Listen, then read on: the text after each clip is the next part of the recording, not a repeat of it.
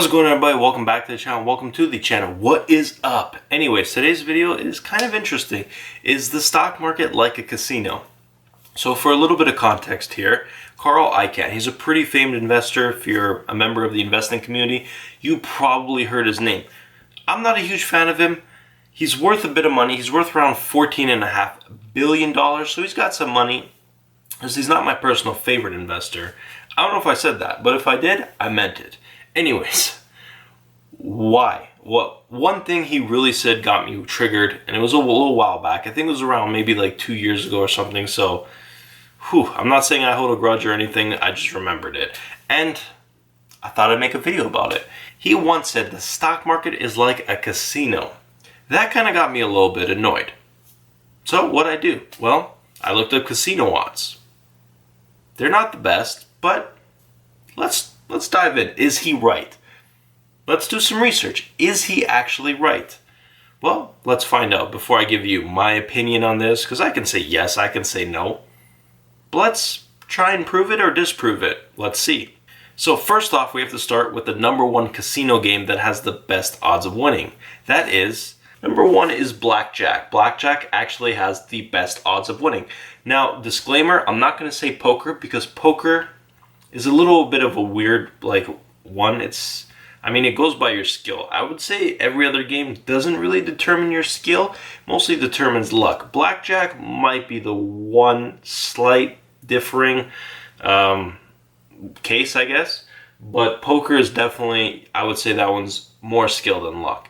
It's definitely luck though, there is an element of luck involved. And that one, you're not playing really against the casino, you're playing against other people. So your winning kind of is against other people. But if you just go to a regular old casino, let's not talk about slots right now. Let's just talk about your best odds. So your best odds, unless you're a pro poker player, you're just a regular Joe like me or someone else, your best odds are actually Blackjack. The house only has a 1% edge on you, which actually is pretty good. 1% edge. It's kind of 50-50. It's probably one of the closest times you can ever get to 50-50. A 1% edge. Pro tip, if you go sit at a table, make sure there's more people playing, okay? You don't want to just be you against the dealer. Your goal is to beat the dealer, not the other people, all right? The dealer will want to beat the most people, all right? So if you have, better cards than the other three, the dealer's probably going to try and beat you for sure, but they want to beat the other three as well. So pro tip, pick a table with quite a few people, all right? Number two, next we got craps. So I should add Blackjack, you have a 49% chance of winning. Craps, you have a 47 to 49% chance of winning. There is slight variation to this game, so you might be able to find it a little bit easier at certain casinos, a little bit harder. Basically, this game is you just bet on dice rolls, and you pick a number that comes up. There's many ways to bet on this. You can bet on under 6, you can bet on just 6, 5, 4, 3, 2, 1. You can go up higher. You can pick a specific set it's going to land in. It's going to be snake eyes. I don't know, roll double twice. It's just a ton, literally a ton. I've only played this game once or twice, so I'm not an expert on it. So I can't tell you everything. If you want, search it up. There's a ton of videos on it. So craps, 47 to 49%. Decent odds, but still not the best. You're under 50%. It's close, but yeah. Well, we're only moving down from here, so what's the number 3 best odds? So the third one is Roulette, one of my personal favorites to play. If you're like me and you only bet on red, black, even, odd, things like that, then your odds of winning are 47.4 to 48.6%. Not the best, but kind of close, I guess. All of these are pretty close to 50, but not quite 50. Now, why is there a bit of a skew there? So you have a 47.4% chance on winning if you play American Roulette. What's American Roulette? So American Roulette has 2 green zeros, meaning it has a green 0 and a green double 0. That's where the odds skew in the casino's favor, because if they didn't have those at all, it would just be red and black across the board, and then you would have a 50-50 shot of picking red or black, even or odd. With the 0, well, if you pick red or black, it's green. And it's not even or odd, it's 0. So you lose. 48.6 is because that's European style. European only has 1 green 0. And if you take cruise ships, they can have three zeros, yeah. So the odds are about 45% then. So they just keep going down. So that's pretty much the 3 best odds. There's also Baccarat, that's the 4th best one. That one has about a 44.6% chance of winning. So under even 45%, I didn't even feel it was worth mentioning it because we're just going lower and lower. So these are your best odds. You got Blackjack at 49, Craps 47.49, and Roulette 47.4 to 48.6. Those are your odds of winning. Now, I mean, we could talk about other things like slot machines. Those vary tremendously depending on payout ratios, the machine itself, casino, where you are, all these things. But in general, the odds are not good. I mean, they're not winning the lottery odds, but like, imagine this. One person in that casino might hit the jackpot if there's 100,000 people in there. Chances of it being you? Not good, 1 in 100,000. So if you like those odds, sure, play. But don't expect to hit the jackpot because it's unlikely. Again, it goes by how big the jackpot is too. Smaller jackpots obviously have a higher chance. Bigger jackpots, well, I mean, you're getting into the millions, some of these. So it all depends. So these are your best casino odds. Now let's talk about your stock market odds. All right, let's imagine you pick the stock ABC. Yeah, not the channel or anything, just a random old stock. So you pick this stock. What are your odds right off the bat? Flat out, what are your odds? Right off the bat, if you really think about it, your odds are 50-50. 50-50. Yes, your odds are exactly 50-50. Without even knowing anything about this company, there is a 50-50 chance you will make or lose money. It's that simple. 50% chance it goes up, 50% chance it goes down. No one really knows for the most part. You can speculate on what the odds are. So already, I think the odds are already better for stock ABC than the casino. The best odds you got were 49. This is already 1% higher. This is just dumb luck. 50-50. If you pick 10 stocks, you will make money on 5 and lose money on 5 by these odds. Now, how can you skew these odds in your favor? Interesting. So there's a few things you can do. Probably the first thing you can do is, well, you can find more info. So find more info. Find out what this company does. What does stock ABC do? What sector are they in? All these things. Once you start finding that out, it starts to increase your probability. What's the next thing you can do? Well, you can probably check their balance sheet. Their balance sheet will give you an inside look at the company on how they're doing. Are they making money? Are they losing money? That's super important. If they're losing money, hand over fist, and their profits are continuously going down, probably not a good buy. Okay? I'd have to see the company for myself, but 9 times out of 10, not a good sign, all right?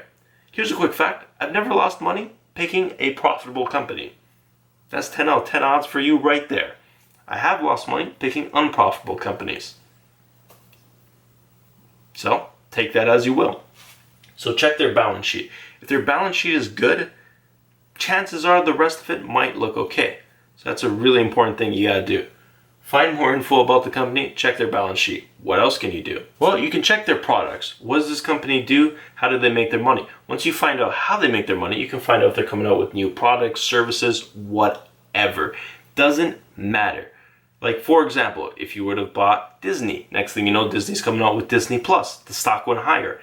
That's a catalyst for the stock to move higher. You pick a company like Apple, and then you go, oh, wow, the new iPhone comes out, and it's coming out soon. Might drive their sales higher, and it's 5G. It's a super cycle. That's something that could be a catalyst for it moving higher, right? Something like that. Netflix was a DVD mailing company service, so they came out with streaming. That's a catalyst for it to move higher. So you have to see their products, their inventory, all that stuff. What are they doing next?